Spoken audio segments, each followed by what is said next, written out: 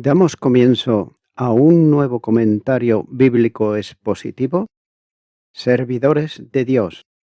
Quien te habla es Manuel Cornejo. En esta ocasión estaré compartiendo en el Evangelio de Mateo, en el capítulo 6 y versículo 11, donde dice: El pan nuestro de cada día, dásnoslo hoy. Esta es la primera petición por una necesidad propia y personal, ya que el Señor enseñó a los oyentes a ocuparse primeramente de Dios y su gloria para, en un segundo nivel, pedir por lo que es necesario para quien ora. Así pues, como se observa en el texto griego, Mateo utiliza una palabra sumamente extraña en los escritos del griego koiné, ya que el adjetivo articular, el cotidiano, indica aquello que es necesario para el día. Esto es sin duda una petición de fe, ya que el que ora no está pidiendo para las necesidades futuras, sino para las del día más próximo. Tampoco se está ocupando en lo que comentará en el futuro, ya que confía en la provisión que Dios le dará para cada jornada de su vida. Así pues, es una necesidad que pone delante de quien es su Padre y además espera de él la provisión que le será otorgada por la gracia. La petición no tiene que ver con cosas que, siendo legítimas, no son necesarias. Además, es una petición por lo más elemental, es decir, el pan de cada día. De alguna manera, las palabras de la oración son un eco de la antigua petición de Agur en el libro de los Proverbios, cuando dice: No me des pobreza ni riqueza, manténme con el pan necesario, no sea que me sacie y te niegue y diga: ¿Quién es Jehová? O que siendo pobre, hurte y blasfeme el nombre de mi Dios. Proverbios capítulo 30 y los versículos 7 y 8. Note que tener abundancia, ya sea poca o sea mucha, es muchas veces motivo para sentirse confiado en las posiciones temporales, olvidándose por otro lado de Dios. También se puede notar que no tener nada puede conducir a apropiarse de lo ajeno, con lo que el testimonio de Dios se pone en peligro ante las gentes. Y Cristo enseña a pedir confiadamente por aquello que es preciso para la jornada, cuando dice: danos hoy. La petición se establece desde la moderación, pero, sobre todo, desde la confianza en la bondad y provisión del Padre del cielo. Quien ora conoce la antigua promesa que Dios hizo por medio de su profeta, para quien vive conforme a lo que demanda ser un hijo suyo. Cuando nos dice en Isaías, capítulo 33, versículo 16, Este habitará en las alturas, fortaleza de rocas, será su lugar de refugio, se le dará su pan y sus aguas serán seguras. Note que el que ora de este modo sabe por experiencia de vida que el Padre cuida de toda su creación, proveyendo para los seres vivos, los que necesitan para satisfacer sus necesidades en cada día. También conoce que si Dios cuida de lo que ha creado, cuidará con mayor esmero de quienes son sus hijos. Y un interesante ejemplo que ilustra la vida de fe en dependencia de Dios sobre las cosas temporales es la ofrenda de la viuda, que depositó 2 blancas. Y el evangelista Lucas afirma que era todo lo que tenía, pero aún más, era todo el sustento que tenía. Lucas capítulo 21, versículo 4. Ya que aquella mujer confiaba en Dios como Padre de huérfanos y defensor de viudas. Salmo 68, versículo 5. Por tanto, ella estaba segura que proveería para ella de lo que fuese preciso para el día siguiente. Así que podía entregar como ofrenda todo cuanto tenía, que era además su sustento. Tampoco debe de olvidarse que quien ora de este modo está dirigiendo su oración a quien llama Padre, y afirma, además, su soberanía y poder cuando añade que estás en los cielos. Pero sobre todo es alguien que reconoce a Dios como un Padre personal, y en ese reconocimiento dice, Padre nuestro. El Dios del reino de los cielos es un Dios personal, pese a su grandeza y majestad, ya que conoce personalmente a cada uno de sus hijos. La segunda carta a Timoteo, capítulo 2 y versículo 19, dice, pero el fundamento de Dios está firme, teniendo este sello, conoce el Señor a los que son suyos y apartarse de iniquidad todo aquel que invoca el nombre de Cristo.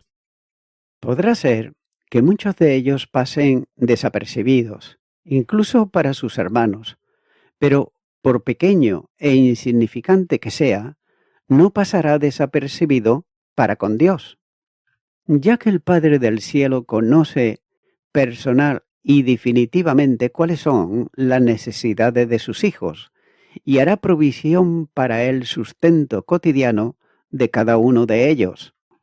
Sin duda, esta petición lleva también aparejada para quien ora la disposición a trabajar para obtener el pan con el esfuerzo personal. Note que el trabajo no está reñido con la fe. Quien ora se pone a la disposición de Dios para hacer cuanto sea conveniente para conseguir el sustento de cada día. Entonces, ¿hay en esto alguna contradicción? También, ¿no parece contraria la fe a las obras? ¿Y por qué pedir de este modo si habrá de ganar el pan con el esfuerzo del trabajo de cada día? Ninguna contradicción hay en las dos cosas, ya que Dios ha establecido el trabajo para el hombre, no como un castigo, sino como la manera natural de su ocupación. En su estado de santidad, antes de la caída, le fue asignada la tarea de trabajo cotidiano. Note lo que dice Génesis capítulo 2 y versículo 15. Tomó pues Jehová Dios al hombre y lo puso en el huerto de Edén, para que lo labrara y lo guardase. Para el sustento de cada día tenía que haber disposición de trabajo. Incluso el más pobre de los pobres debía acudir en el tiempo de la siega a los campos y caminar detrás de los segadores o siguiendo a los vendimiadores para recoger lo que quedaba en el campo o en las viñas. Incluso en el caminar de Israel por el desierto, cuando la provisión cotidiana venía del cielo en la forma de maná, cada israelita debía de acudir cada día a recoger lo que necesitaba. Sin embargo, quienes pretendieron recoger para más de un día, evitando con ello el trabajo cotidiano para proveerse del alimento necesario, ellos se encontraron con que el maná se descomponía y no servía para comer. Eso, capítulo 16, los versículos 19 y 20 dice, les dijo Moisés, ninguno deje nada de ello para mañana. Mas ellos no obedecieron a Moisés, sino que algunos dejaron de ello para otro día, y crió gusanos y hedió, y se enojó contra ellos Moisés. También el apóstol Pablo enseñaba a trabajar para comer, de modo que si alguno no quiere trabajar, tampoco coma. En la iglesia había algunos espirituales que con el pretexto de una pronta venida del Señor, ellos visitaban a los hermanos y comían a costa de ellos. Y es que por eso Pablo enseña que no se debe comer al vago, es decir, que pase hambre quien se niega a trabajar. Otra cosa distinta es que haya en alguna ocasión algún creyente que pase hambre, aún queriendo trabajar, porque no haya trabajo. Eso será una prueba que el Señor permite, pero aún así, la fe enseña a depender de la provisión del Padre Celestial, que da buenas dávidas a sus hijos. Santiago, capítulo 1 y versículo 17, dice: Toda buena dávida y todo don perfecto desciende de lo alto, del Padre de las luces, en el cual no hay mudanza ni sombra de variación. La petición por el pan de cada día es generosa y colectiva. Y note que no es la individualidad egoísta que busca solo lo suyo, sino el amor que se derrama hacia los demás. Tampoco es el pan mío de cada día, ya que es una petición por el pan nuestro. El que siente su necesidad siente también la de los demás. Y este es el gran cumplimiento de la generosidad, del amor que no busca su propio bien, sino también el de los otros. La primera carta a los Corintios, capítulo 10, versículo 24, dice: Ninguno busque su propio bien, sino el del otro. El que tiene necesidades sabe que son propias también de sus hermanos y aún de sus prójimos, y por tanto intercede por todos a fin de que la provisión que él necesita le sea dada también a cuanto estén en esa misma circunstancia. Continúo ahora con el versículo 12, donde dice: Y perdónanos nuestras deudas, como también nosotros perdonamos a nuestros deudores. Quien ora delante de Dios debe tener presente su condición personal, en contraste con la santidad infinita del Padre Celestial, ya que Él es infinita, absoluta y definitivamente santo, mientras que el hombre, por otro lado, por perfecto que pueda ser, será siempre un pecador. Se hace, por tanto, necesaria la confesión que reconoce el pecado personal siempre presente. El término deudas, usado aquí por el Señor en el ejemplo de la oración, es un modo de expresar la ofensa por el pecado.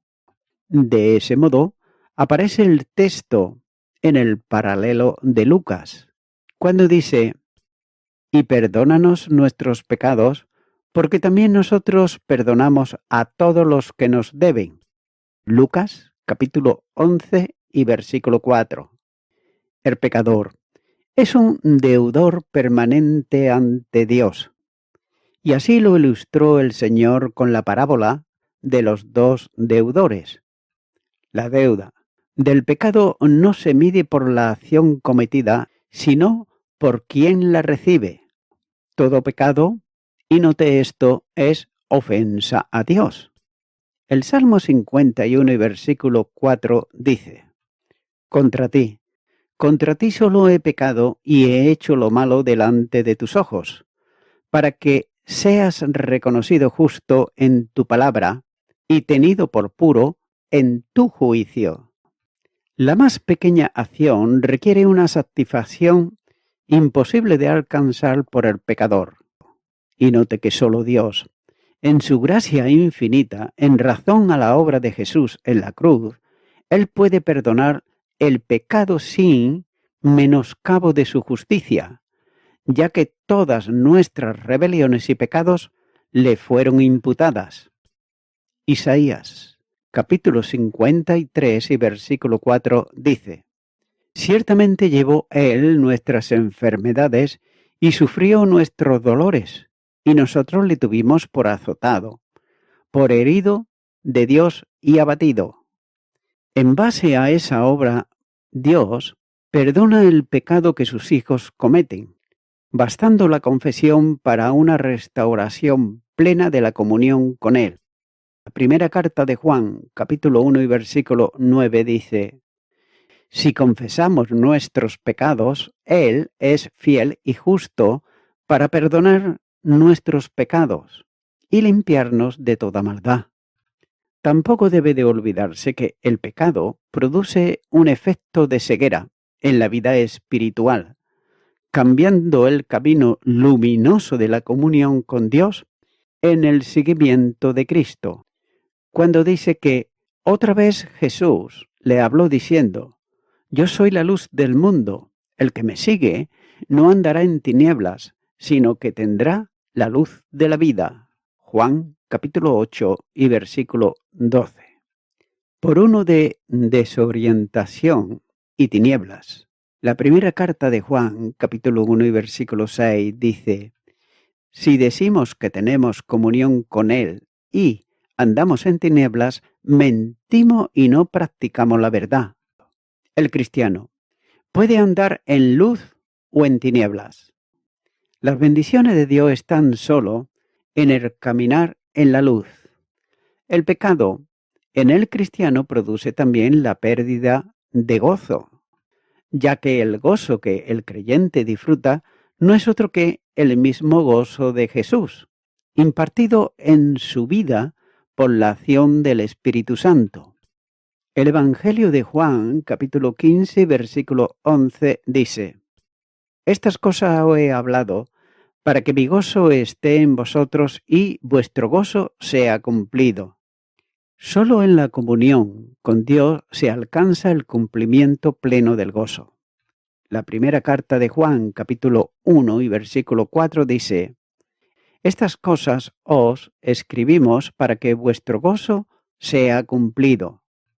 Pero note que para una de las circunstancias más lamentables que el pecado produce en el creyente es la pérdida de la comunión con Dios, como señala la primera carta de Juan, capítulo 1 y los versículos 3 al 7.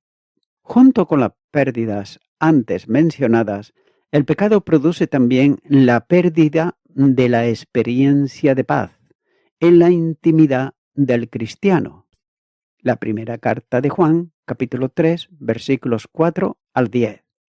El pecado practicado con gozo es propio de los no regenerados. El creyente que vive en el pecado siente la falta de gozo de Dios en él, al no operar el fruto del Espíritu en su vida. Note lo que dice Gálatas, capítulo 5 y los versículos 22 y 23. Mas el fruto del Espíritu es amor, gozo, paz, paciencia, benignidad, bondad, fe, mansedumbre, templanza. Contra tales cosas no hay ley. Así pues, la falta de confianza en la oración es también otra de las consecuencias del pecado en la vida cristiana. La primera carta de Juan, capítulo 3 y los versículos 19 al 22 dice: y en esto conocemos que somos de la verdad, y aseguraremos nuestros corazones delante de Él. Pues, si nuestro corazón nos reprende, mayor que nuestro corazón es Dios, y Él sabe todas las cosas. Amados, si nuestro corazón no nos reprende, confianza tenemos en Dios, y cualquier cosa que pidiéramos, la recibiremos de Él, porque guardamos sus mandamientos y hacemos las cosas que son agradables delante de Él. Dios estableció la confesión como remedio para las consecuencias que acarrea el pecado en la vida cristiana. La primera carta de Juan, capítulo 1 y versículo 7 dice: pero si andamos en luz, como Él está en luz, tenemos comunión unos con otros, y la sangre de Jesucristo, su Hijo, nos limpia de todo pecado.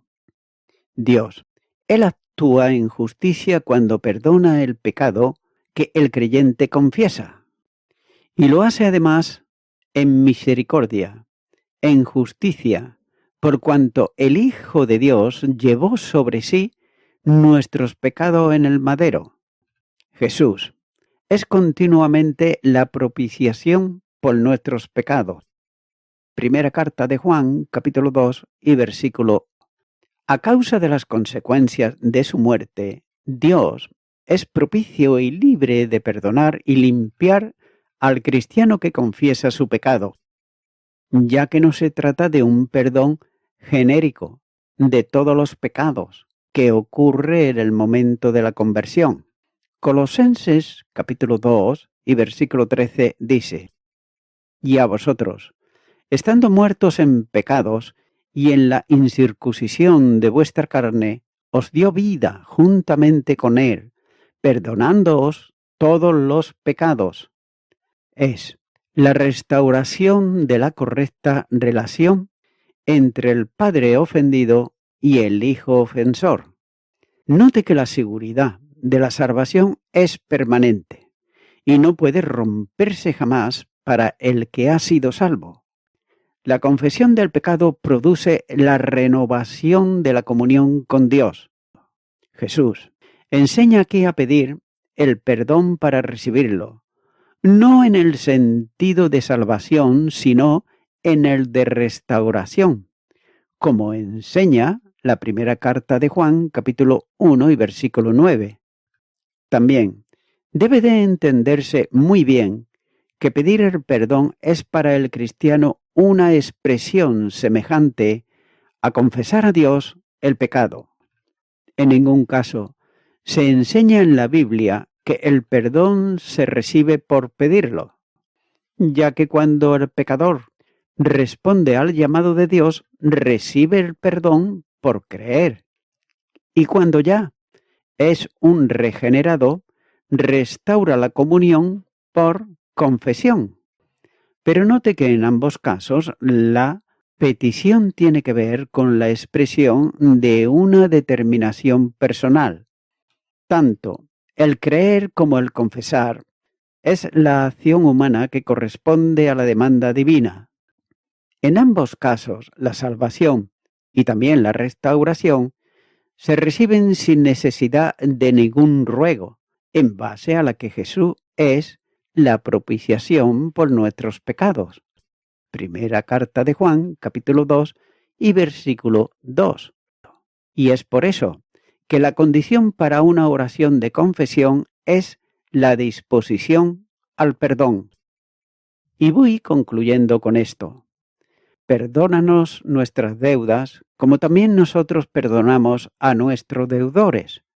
Note que nuestras deudas son nuestros pecados o transgresiones, ya que reconocemos que somos miserables pecadores, que no alcanzamos la perfección que Dios exige y que no merecemos nada diferente de su castigo. Pero sin embargo, sabemos que Jesús murió por todos nuestros pecados y que nos ofrece el perdón total y gratuito. Sabemos muy bien que pecamos a diario y por eso buscamos diariamente el perdón de Dios. Y además sabemos que cuando Dios perdona, perdona todos los pecados. Amigo y amiga oyente, tanto en el hombre como en la mujer no hay nada atractivo o algo bueno como para que Dios nos perdone. Tan solo por la fe en Jesucristo y confesando que resucitó de entre los muertos es que Dios puede perdonarnos. Romanos capítulo 10 y versículo 9 dice que si confesares con tu boca que Jesús es el Señor y creyeres en tu corazón que Dios lo levantó de los muertos, serás salvo. Es por ello que mi amigo, mi amiga oyente, yo te animo ahora en este momento a que tú vengas en oración a Jesucristo, el Salvador, y lo hagas con un corazón dispuesto, sabiendo que si tú lo haces de verdad, con toda sinceridad, Él te perdonará. Te puedo ayudar con esta oración que voy a estar haciendo. Repite conmigo y di: Señor Jesucristo, vengo ante ti porque soy una persona pecadora. Tengo necesidad de tu perdón. Y por ello, confieso con mi boca que tú eres el Señor. Y creo en lo más profundo de mi corazón que Dios te levantó de entre los muertos. Lo creo y te pido perdón por todos mis pecados. Me arrepiento de ellos y te recibo ahora como mi único y suficiente Salvador. En tu nombre. Amén. Amigo y amiga oyente, si tú has hecho esta oración de corazón, te recomiendo que comiences a orar a Dios, en primer lugar, en el nombre del Señor Jesucristo. Orar a Dios no es rezar, sino que es hablar con una persona. También te recomiendo que leas la palabra de Dios y lo hagas a diario. Comienza, por ejemplo, con el Nuevo Testamento. Y también, por último, te recomiendo que para que puedas crecer espiritualmente, te congregues en una iglesia cristiano-evangélica, donde se predique, se enseñe y se practique la sana doctrina y la palabra de Dios. Congrégate ahí y con el tiempo podrás crecer espiritualmente y también servir al Señor Jesucristo. Que Dios te bendiga. Y a toda la audiencia, nuevamente ya me estoy despidiendo de todos ustedes y será hasta el próximo programa. Que Dios os bendiga a todos.